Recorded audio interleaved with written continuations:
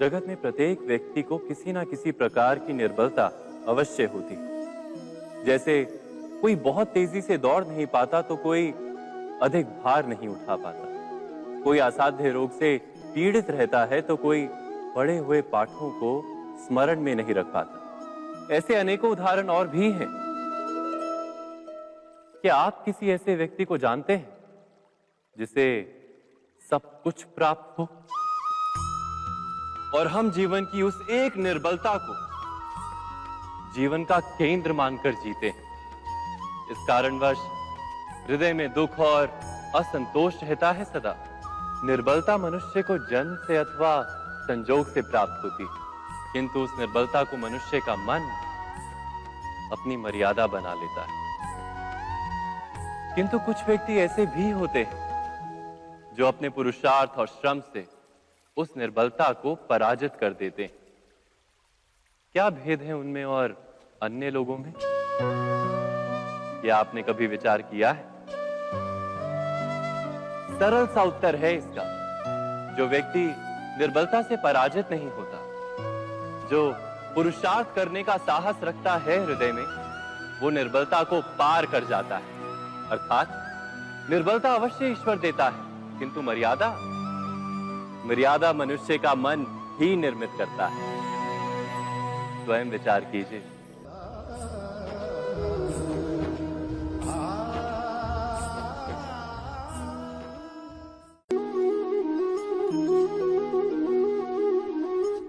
भविष्य का दूसरा नाम है संघर्ष। हृदय में आज इच्छा होती है और यदि पूर्ण नहीं हो पाती तो हृदय भविष्य की योजना बनाता है। भविष्य में इच्छा पूर्ण होगी ऐसी कल्पना करता रहता है, किंतु जीवन ना तो भविष्य में है ना अतीत में। जीवन तो इस क्षण का नाम, अर्थात इस क्षण का अनुभव ही जीवन का अनुभव। पर हम ये जानते हुए भी इतना सा सत्य समझ नहीं पाते। या तो हम बीते हुए समय के स्मरणों को घेर कर बैठे रहते हैं, या फिर आने वाले समय के लिए हम योजनाएं बनाते रहते हैं और जीवन जीवन बीत जाता है। एक सत्य यदि हम हृदय में उतार लें कि ना हम भविष्य देख सकते हैं, ना ही भविष्य निर्मित कर सकते हैं, हम तो केवल धैर्य और साहस के साथ भविष्य को आलिंगन दे सकते हैं, स्वागत कर सकते हैं भविष्य का। तो क्या जीवन का हर पल जीवन से नहीं भर जाएगा? स्वयं विचार कीजिए।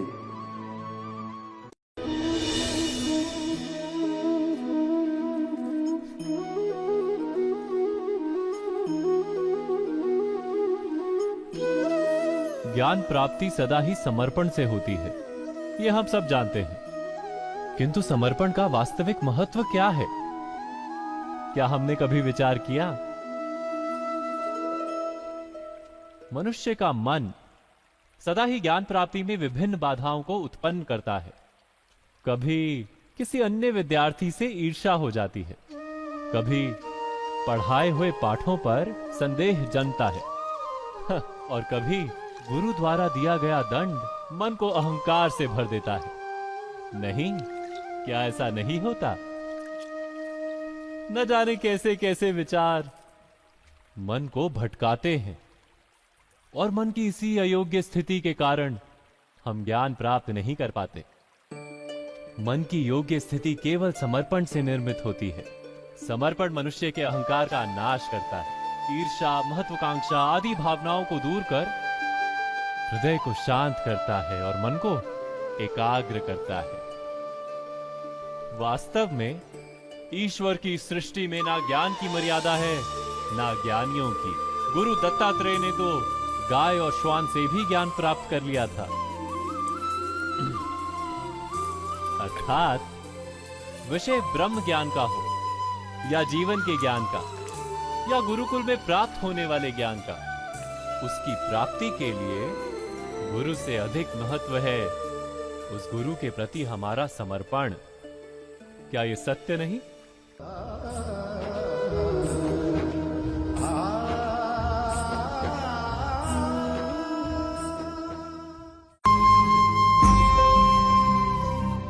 प्रत्येक मनुष्य के जीवन में ऐसा क्षण अवश्य आता है जब सारे स्वप्न, सारी आशाएं, सारे दृश्य ध्वस्त हो जाते हैं। जीवन के सारे आयोजन ही बिखर जाते हैं।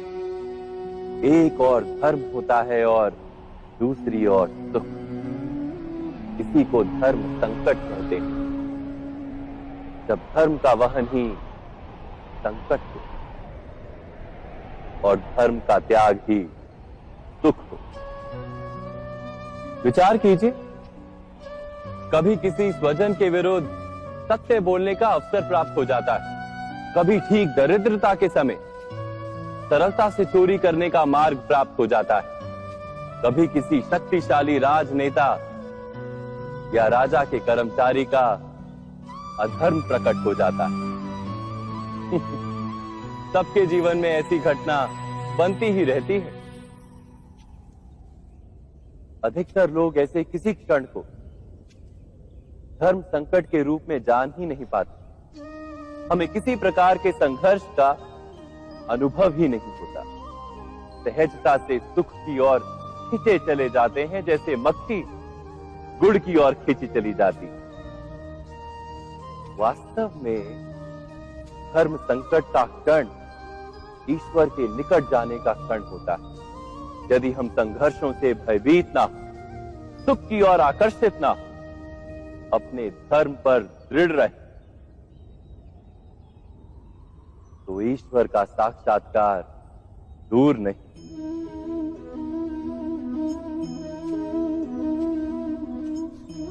पवन से युद्ध करने वाला पत्ता यदि पेड़ से गिरता है तो भी आकाश की ओर उठता है। पवन से झुकने वाली घास वहीं भूमि पर रह जाती है। अर्थात धर्म संकट से यदि हम संकट को ही टाल दें तो सुख तो मिलता है, जीवन बढ़ता है, किंतु क्या चरित्र नहीं टूटता? क्या आत्मा दरिद्र नहीं हो जाती? क्या ईश्वर से अंतर नहीं हो जाता? स्वयं विचार कीजिए। दो व्यक्ति जब निकट आते हैं तो एक दूसरे के लिए सीमाएं और मर्यादाएं निर्मित करने का प्रयत्न अवश्य करते हैं। हम यदि सारे संबंधों पर विचार करें तो देखेंगे कि इन सारे संबंधों का आधार यही सीमाएं हैं जो हम दूसरों के लिए निर्मित करते हैं। और यदि अनजाने में भी कोई अन्य व्यक्ति इन सीमाओं को तोड़ता है तो उसी क्षण हमारा हृदय क्रोध से भर जाता है। इन सीमाओं का वास्तविक रूप क्या है? क्या हमने कभी विचार किया?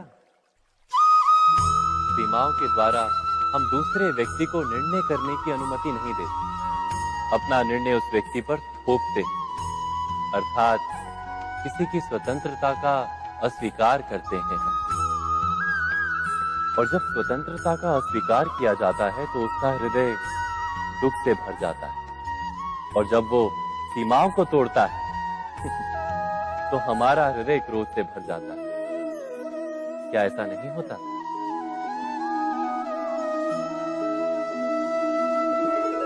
पर यदि एक दूसरे की स्वतंत्रता का सम्मान किया जाए तो किसी मर्यादाओं या सीमाओं की आवश्यकता ही नहीं होती। अर्थात जिस प्रकार स्वीकार किसी संबंध का देह है, क्या वैसे ही स्वतंत्रता किसी संबंध की आत्मा नहीं?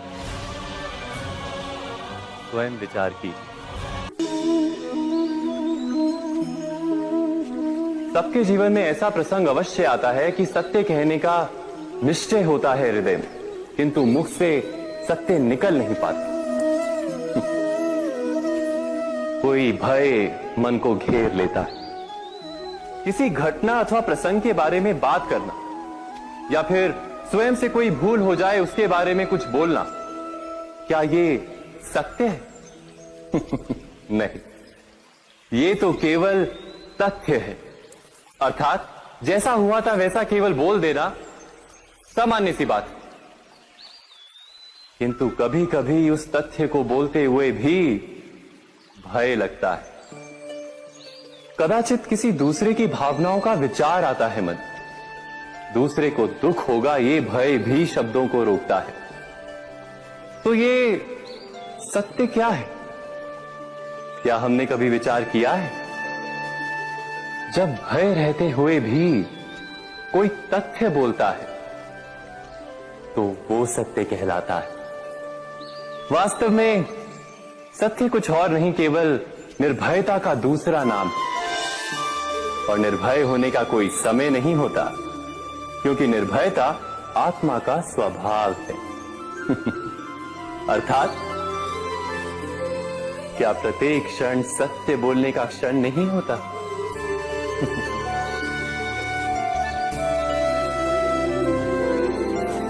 स्वयं विचार कीजिए।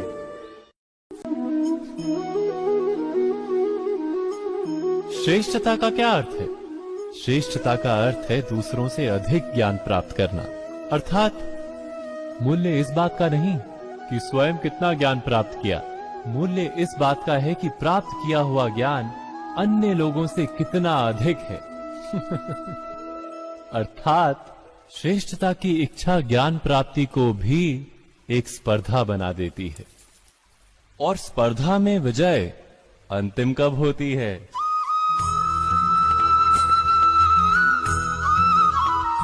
कुछ समय के लिए तो श्रेष्ठ बना जा सकता है, किंतु सदा के लिए कोई श्रेष्ठ नहीं रह पाता। फिर वही असंतोष, पीड़ा और संघर्ष जन्म लेता है। किंतु श्रेष्ठ बनने के बदले यदि उत्तम बनने का प्रयत्न करें तो क्या होगा? उत्तम का अर्थ है कि जितना प्राप्त करने योग्य है वो सब प्राप्त करना, किसी से अधिक पाने की इच्छा से नहीं, मात्र आत्मा की तृप्ति हेतु कुछ प्राप्त करना। उत्तम के मार्ग पर किसी अन्य से स्पर्धा नहीं होती, स्वयं अपने आप से स्पर्धा होती है। अर्थात उत्तम बनने का प्रयत्न करने वाले को देर अबेर सारा ज्ञान प्राप्त हो जाता है, बिना प्रयत्न के ही वो श्रेष्ठ बन जाता है। किंतु जो श्रेष्ठ बनने का प्रयत्न करता है वो श्रेष्ठ बने या ना बने, उत्तम कभी नहीं बन पाता।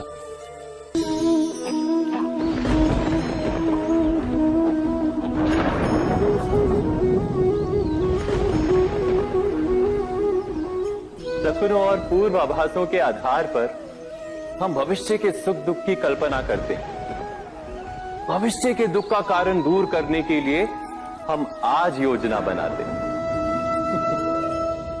किंतु कल के संकट को आज निर्मूल करने से हमें लाभ मिलता है या हानि पहुंचती है, ये प्रश्न हम कभी नहीं करते। सत्य तो ये है कि संकट और उसका निवारण साथ जन से, व्यक्ति के लिए भी और सृष्टि के लिए भी। नहीं, आप अपने भूतकाल का स्मरण कीजिए, इतिहास को देखिए, आप तुरंत ही ये जान पाएंगे कि जब जब संकट आता है तब तब उसका निवारण करने वाली शक्ति भी जन्म लेती। यही तो जगत का चलन है।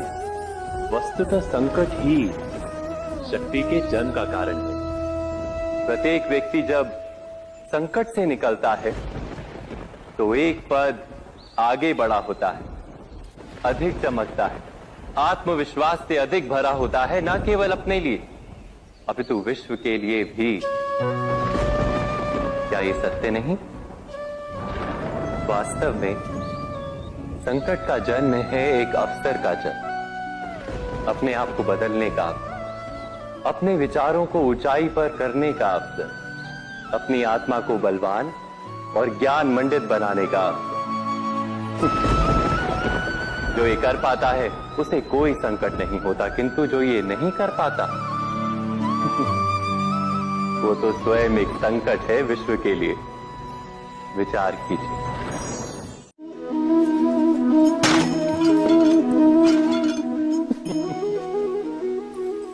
कभी कभी कोई घटना मनुष्य के जीवन की सारी योजनाओं को तोड़ देती और मनुष्य उस आघात को अपने जीवन का केंद्र मान लेता। पर क्या भविष्य मनुष्य की योजनाओं के आधार पर निर्मित होते हैं? नहीं। जिस प्रकार किसी ऊंचे पर्वत पर सर्वप्रथम चढ़ने वाला उस पर्वत की तलाई में बैठकर जो योजना बनाता है, क्या वही योजना उसे उस पर्वत की चोटी तक पहुंचाती है? नहीं। वास्तव में वो जैसे जैसे ऊपर चढ़ता है वैसे वैसे उसे नई नई चुनौतियां, नई नई विडंबनाएं, नए नए अवरोध मिलते हैं। प्रत्येक पद पर वो अपने अगले पद का निर्णय करता है। प्रत्येक पद पर उसे अपनी योजनाओं को बदलना पड़ता है। कहीं पुरानी योजना उसे खाई में ना ढकेल दे।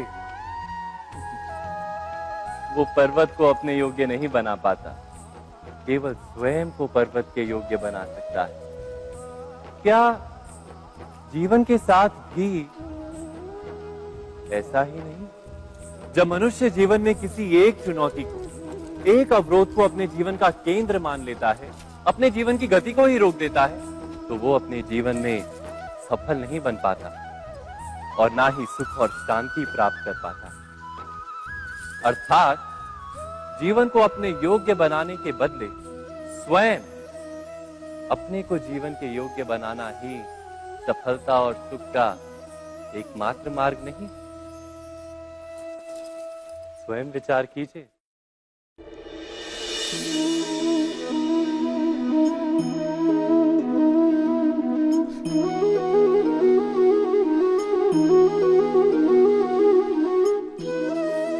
जीवन का हर क्षण निर्णय का क्षण होता है। प्रत्येक पद पर दूसरे पद के विषय में कोई निर्णय करना ही पड़ता है और निर्णय अपना प्रभाव छोड़ जाता है। आज किए गए निर्णय भविष्य में सुख अथवा दुख निर्मित करते हैं, ना केवल अपने लिए, अपने परिवार के लिए भी, आने वाली पीढ़ियों के लिए भी। जब कोई दुविधा सामने आती है तो मन व्याकुल हो जाता है, अनिश्चय से भर जाता है। निर्णय का वो क्षण युद्ध बन जाता है और मन बन जाता है युद्ध भूमि। अधिकतर निर्णय हम दुविधा का उपाय करने के लिए नहीं, केवल मन को शांत करने के लिए लेते हैं। पर क्या कोई दौड़ते हुए भोजन कर सकता है? नहीं।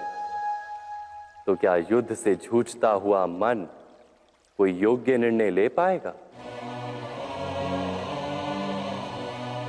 वास्तव में शांत मन से जब कोई निर्णय करता है तो अपने लिए सुखद भविष्य बनाता है, किंतु अपने मन को शांत करने के लिए जब कोई निर्णय करता है तो वो व्यक्ति भविष्य में अपने लिए कांटों भरा वृक्ष लगाता है।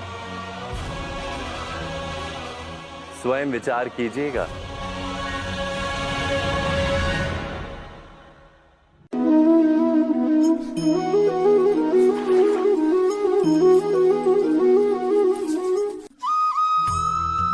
जीवन में आने वाले संघर्षों के लिए जब मनुष्य स्वयं को योग्य नहीं मानता, जब उसे अपने ही बल पर विश्वास नहीं रहता, तब वो सद्गुणों को त्याग कर दुर्गुणों को अपनाता है। वस्तुतः मनुष्य के जीवन में दुर्जनता जन्म ही तब लेती है जब उसके अंतर में आत्मविश्वास नहीं होता। आत्मविश्वास ही अच्छाई को धारण करता है। ये आत्मविश्वास है क्या?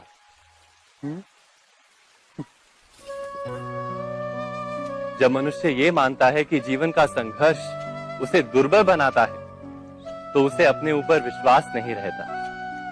वो संघर्ष के पार जाने के बदले संघर्ष से छूटने के उपाय ढूंढने लगता है।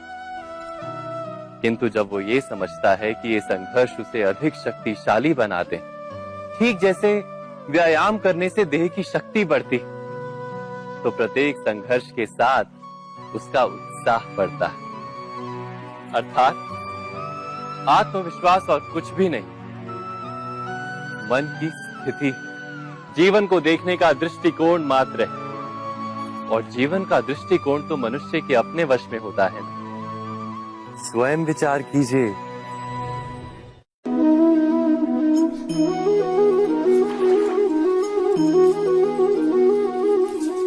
पिता सदा ही अपने संतान के सुख की कामना करते हैं, उनके भविष्य की चिंता करते रहते हैं।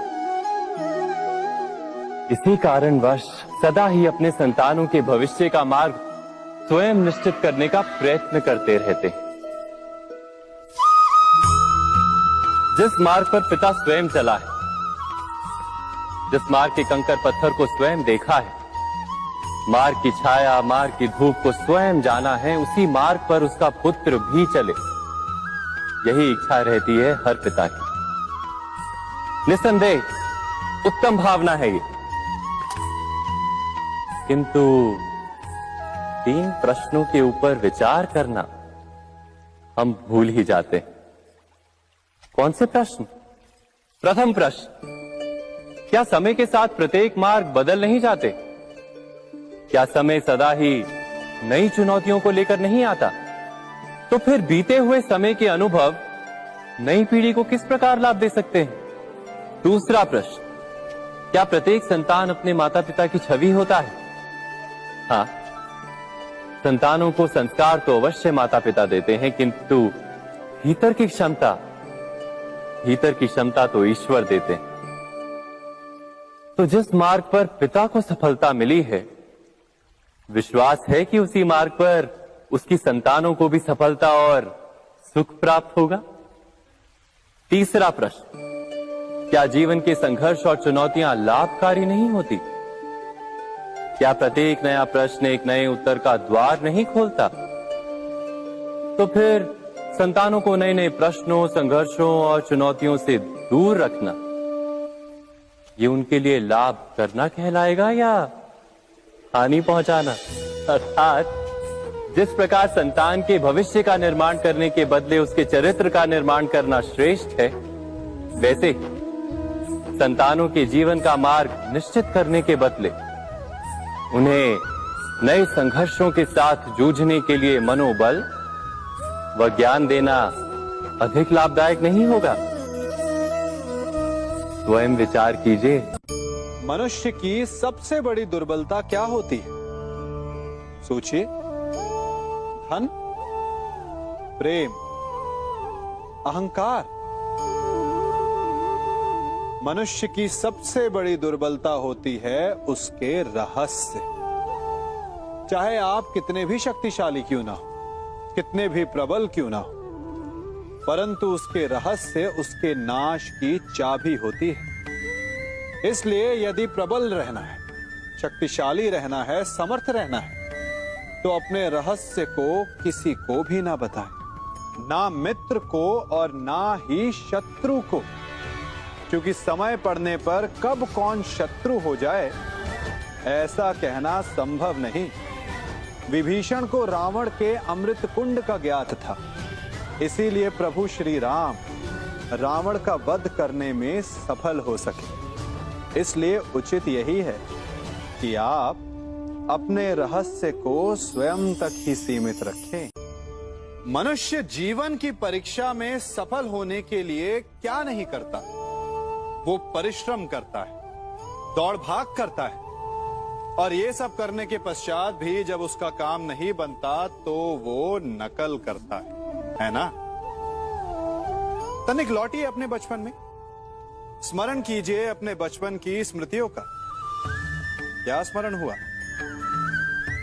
विद्यालय में जब आप परीक्षा देने जाते थे तो क्या होता था? आप ना सहे, परंतु कोई ना कोई सफलता पाने के लिए नकल करता ही था और उत्तीर्ण भी हो जाता था, है ना? परंतु जीवन की परीक्षा ऐसी नहीं होती। नकल करने वाला सफल नहीं होता। कारण विद्यालय में सबके प्रश्न पत्र एक होते थे, परंतु जीवन के प्रश्न पत्र और उनकी कठिनाई सबके लिए भिन्न होती, तो निश्चित रूप से उनके उत्तर भी भिन्न होंगे ना। इसलिए यदि आपको जीवन में सफलता पानी है तो नकल ना कीजिए, स्वयं के प्रश्नों का उत्तर स्वयं ढूंढिए और सफलता आपकी ही होगी।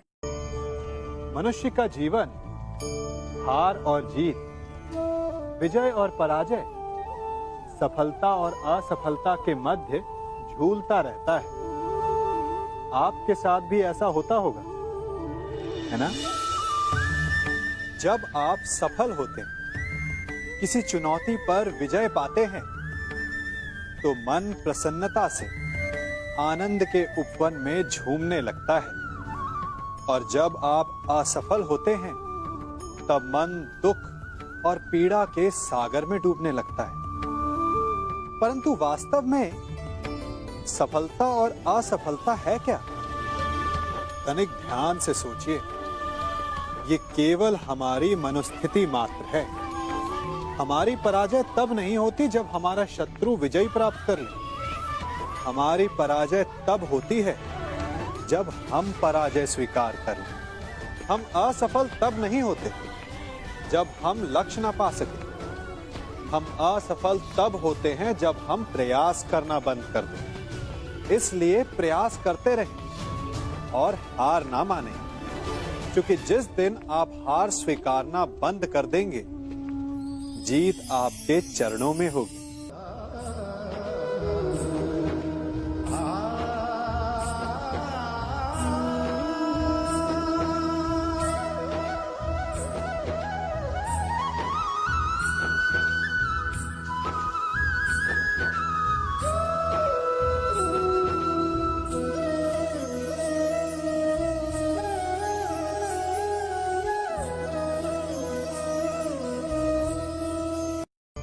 आप सबने बरगद के वृक्ष को तो देखा ही होगा। क्या आपको ज्ञात है, बरगद के वृक्ष के बीज का आकार राई से भी छोटा होता है, परंतु बरगद का वृक्ष संसार के महाकाय वृक्षों में जाना जाता है। जब उसका जन्म होता है, तब उसमें वो जटाएं, वो शाखाएं नहीं होती, परंतु जैसे जैसे उसका विस्तार होता है, जैसे जैसे वो अधिक शाखाओं का भार उठाता है, अधिक पत्तियों का सृजन करता है, वैसे वैसे उसकी शाखाएं जटाएं बनकर जड़ तक पहुंचती है और इस वृक्ष को सहारा देती है। ये जीवन का बहुत महत्वपूर्ण पथ है।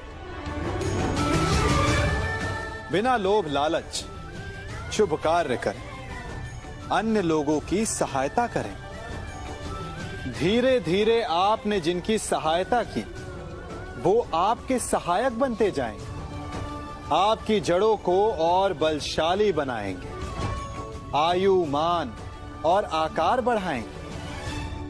सहजीवन, सहायता और निष्काम कर्म आपको मृत्यु के पश्चात भी मरने नहीं देगा, आपको अमर रखेगा। हमारा शरीर प्रकृति का एक महान आविष्कार है।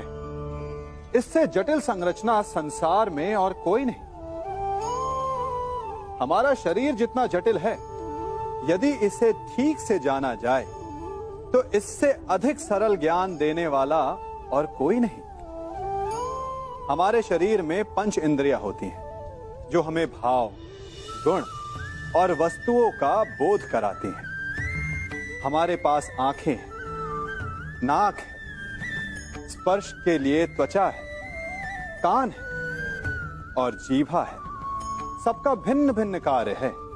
आंखों से देखना, कानों से सुनना, नथनों से श्वास लेना, त्वचा से स्पर्श करना और जीभा से स्वाद लेना। परंतु क्या आपने कभी सोचा कि प्रकृति ने हमें 2 आंखें दी, 2 नथने दी, 2 कान दी, स्पर्श के लिए ये पूरा शरीर दिया, परंतु जीभा केवल 1 दी? ऐसा क्यों?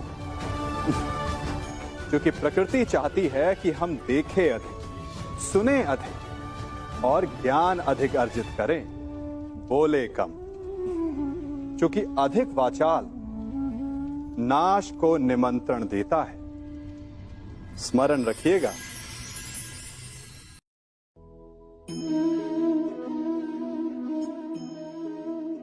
ये सदा यही कहते आए कि यदि आगे बढ़ना है तो अपनों का साथ दो।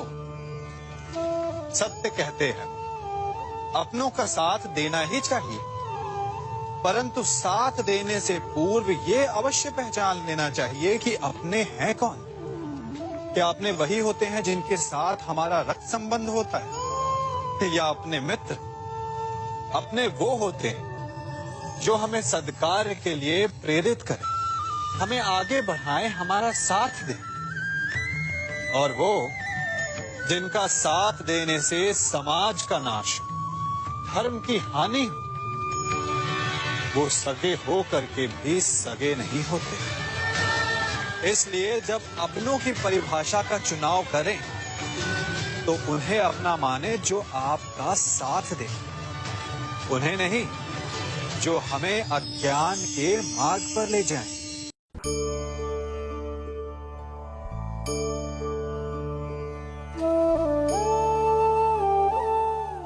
आप जिनसे प्रेम करते हैं सदा उनके समीप रहना चाहते हैं, नहीं चाहते कि कभी अपनों से दूर होना पड़े, बिछड़ना पड़े।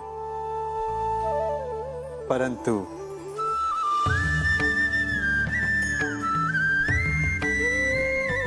एक समय के पश्चात अपनों से दूर हो जाना उन्नति के लिए आवश्यक है।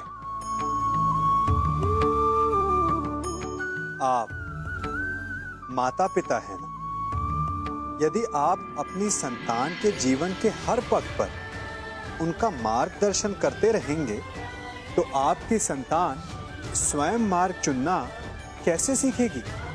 मार्ग के कांटों से स्वयं को बचाना कैसे सीखेगी? इसीलिए एक समय के पश्चात अपनों से बनाई गई दूरी सदा लाभदायक रहती है। आज मैं आप सबको एक कथा सुनाता हूं। एक दिन प्रातः एक व्यापारी अपने घर से निकला। घर से निकलते ही एक बिल्ली ने उस व्यापारी का मार्ग काट दिया। व्यापारी घबरा गया, वो फिर से घर लौट गया और शुभ घड़ी की प्रतीक्षा करने लगा। और जब वो पुनः अपने घर से निकला तब वो वाहन जा चुका था जिससे राजा तक पहुंचकर उसे भेंट देनी थी। राजा को भेंट नहीं मिली। राजा क्रोधित हो गए। राजा ने उस व्यापारी का व्यापार बंद करवा दिया। इस कारण व्यापारी क्रोधित होकर घर पर अपनी पत्नी से लड़ बैठा।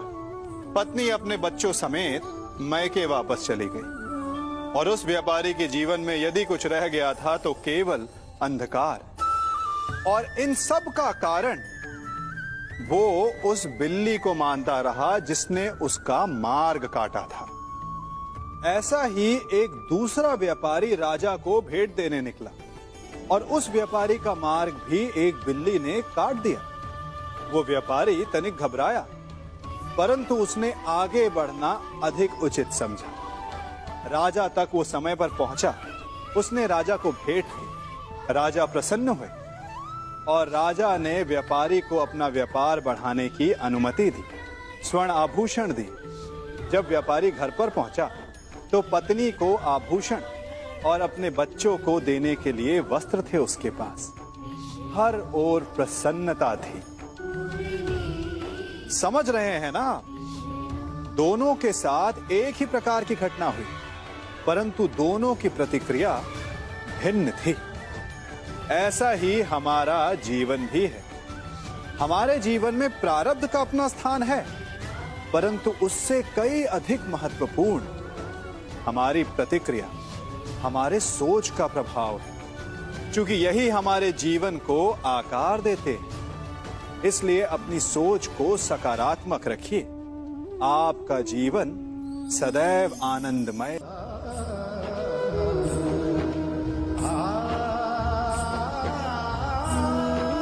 हम सभी अपने जीवन में कोई ना कोई कार्य करते हैं।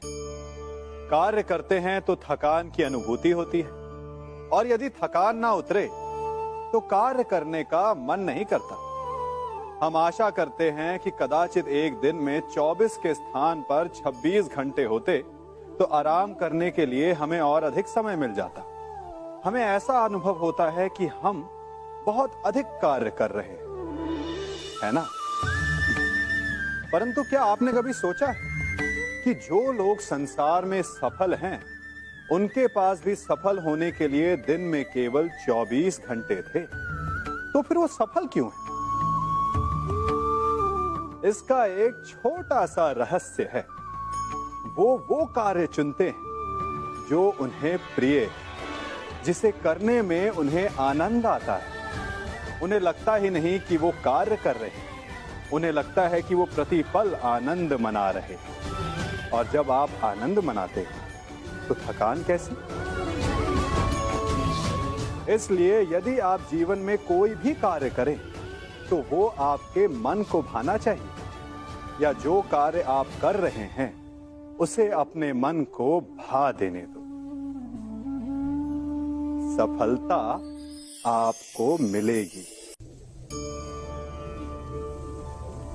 कभी सोचा है हमारा जीवन भी उस रेत की घड़ी की भांति है?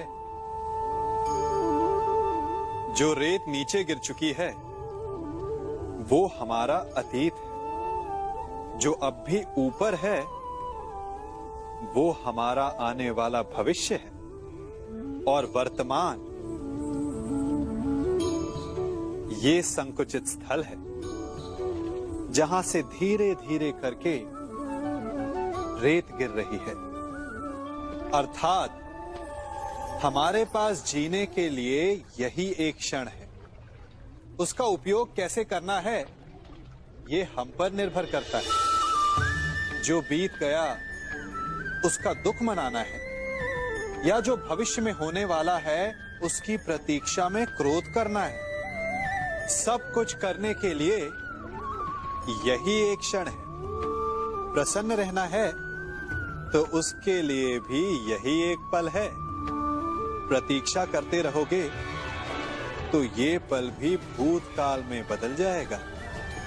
इसलिए आनंद के लिए, परोपकार के लिए प्रतीक्षा ना कीजिए। आपके पास जो पल है उनका भरपूर सदुपयोग कीजिए, क्योंकि इस घड़ी को पलटकर आप फिर से समय अवश्य गिन सकते हैं, परंतु अपना बीता हुआ समय आप वापस नहीं लौटा पाएंगे।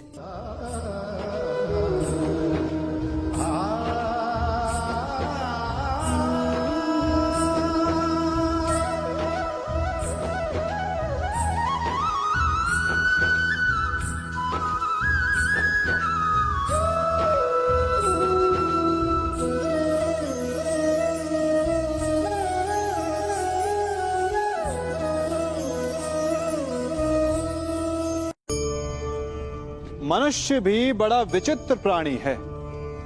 अपनों से नीचे के स्तर के लोगों को वो हे दृष्टि से देखता है, उनका उपहास उड़ाता है, उनसे बार बार कहता है कि तुम्हारा कुछ नहीं हो सकता, तुम भविष्य में कुछ नहीं कर पाओगे।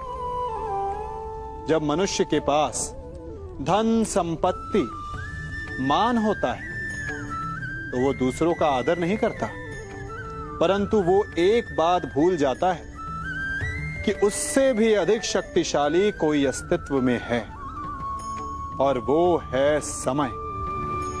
काल। काल अपना चक्र कब बदलेगा ये कोई नहीं जानता। समय अपनी करवट कब लेगा ये कोई नहीं जानता। कोयला भी समय के साथ साथ हीरे में परिवर्तित हो जाता है। इसलिए जीवन में कभी भी किसी का भी उपहास नहीं उड़ाना चाहिए।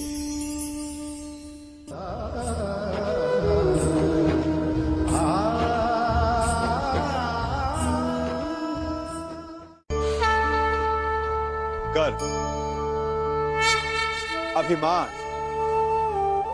और अहंकार, ये तीनों सुनने में एक जैसे लगते हैं, परंतु तीनों का अर्थ भिन्न होता है और परिणाम भी। तीनों का आरंभ प्रेम से होता है। स्वयं से प्रेम, परिश्रम हमारे मन में गर्व को जन्म देता है, और सफलता अभिमान जगाती है। यहां तक ठीक है, परंतु जब ये भावना अहंकार बन जाती है तब वो समस्या बन जाती है, क्योंकि सबसे बुरा अंत अहंकारी का ही होता है। परंतु मनुष्य के लिए पहेली यही है कि पहचाना कैसे जाए कि अहंकार जग गया है और उसका दमन आवश्यक है। इसका उत्तर मैं नहीं, आपका मन देगा। जब तक आप स्वयं से प्रसन्न हैं, जब तक आप सबसे ऊंचा उठने का प्रयास कर रहे हैं, तब तक ठीक है। परंतु जब आपके मन में दूसरों को नीचा समझने का भाव आ जाए तो सावधान हो जाइए, क्योंकि यही अहंकार है जो वास्तव में आपको हीन कर रहा है।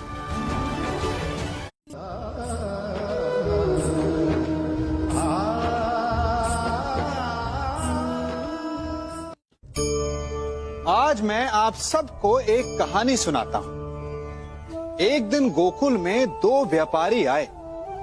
एक व्यापारी शहद का था, बड़ा मीठा शहद था उसका, परंतु वो गोकुल में टिक नहीं पाया। उसके व्यापार ने घाटा खाया और शीघ्र ही वो गोकुल छोड़कर चला गया। और दूसरा व्यापारी मिर्च का था। पहले दिन वो एक पोटली लाया और दूसरे ही दिन वो पूरी बैलगाड़ी भर कर लाया। और धीरे धीरे पूरी मथुरा में उसकी धाक जम गई। मुझे बड़ा आश्चर्य हुआ, तो मैंने बाबा से पूछा कि ऐसा क्यों कि एक मीठे शहद का व्यापारी कंगाल हो गया और एक मिर्च का व्यापारी धीरे धीरे नगर सेठ बन गया।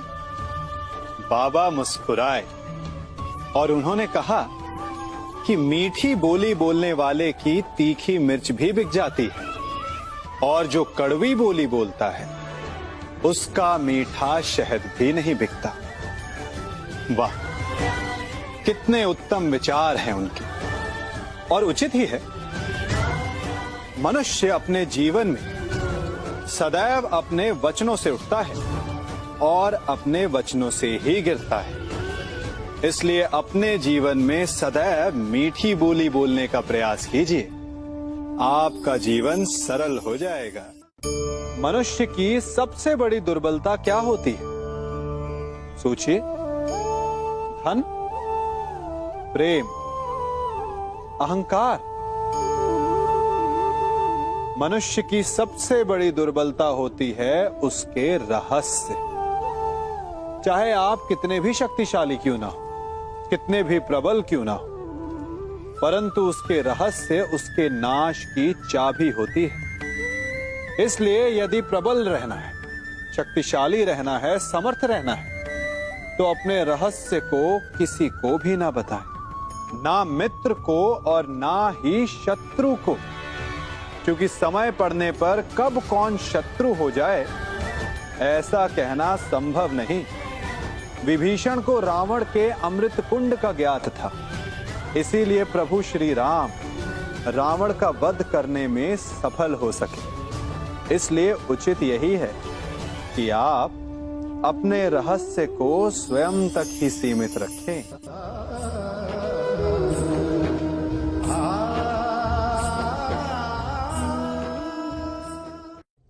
युवा अवस्था भी हमारे जीवन का कितना सुंदर काल होता है ना। बाहु में बल, मन में कुछ बड़ा कर जाने की चाह, आंखों में भविष्य के सुंदर और कोमल सपने। और इसी अवस्था में मनुष्य के भीतर पनपता है प्रेम। किसी को देखकर उस पर मन मोहित हो जाता है और फिर मनुष्य अपना सब कुछ उस पर न्यौछावर कर देना चाहता है। फिर प्रेम की परिणति होती है विवाह में। क्यों? सबको अपने खट्टे मीठे संस्मरण स्मरण हुआ है ना। परंतु यहीं से अधिकतर माता पिता और संतान के मध्य विचारों का विरोध प्रारंभ हो जाता है। संतान को लगता है कि उसका चुना जीवन साथी ही उसके लिए उपयुक्त है, और माता पिता को लगता है कि संतान अनजाने में भूल कर रही है। संतान का तर्क होता है कि उसे विवाह किससे करना है, ये उसका अधिकार है, और माता पिता का तर्क ये होता है कि अब भी जीवन साथी चुनने की समझ संतान में है ही नहीं। तो इस अवरोध को काटा कैसे जाए, उचित निर्णय कैसे लिया जाए?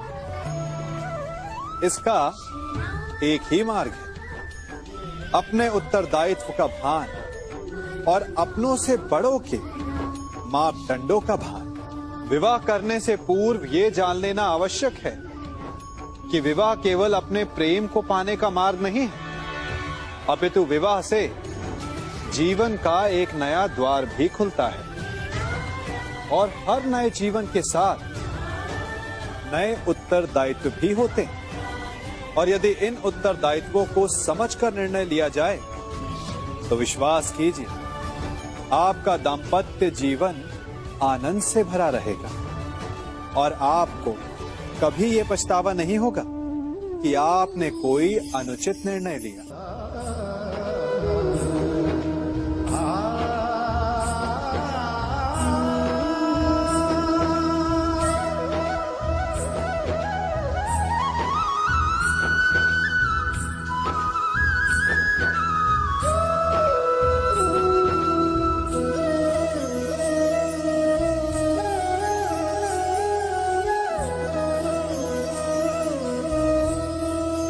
जब सागर का जल वाष्प बनकर उड़ता है तब वो हमें दिखाई नहीं देता।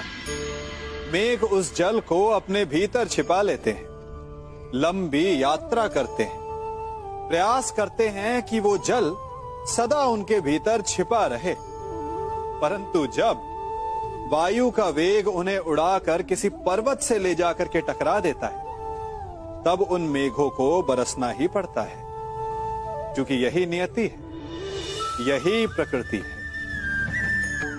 क्योंकि जल को सागर में जाकर मिलना ही है। ठीक ऐसा ही हमारे साथ भी होता है।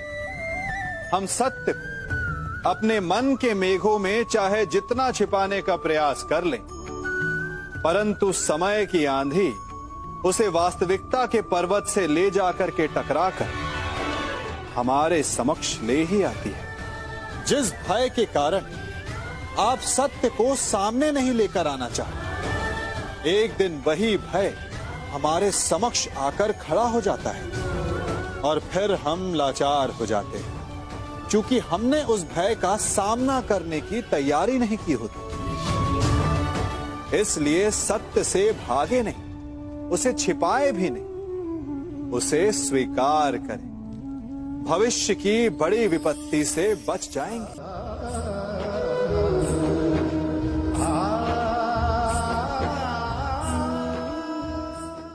कभी कभी आप सबके जीवन में एक ऐसी विचित्र समस्या अवश्य आती है कि शक्तिशाली के समक्ष मौन हो जाए।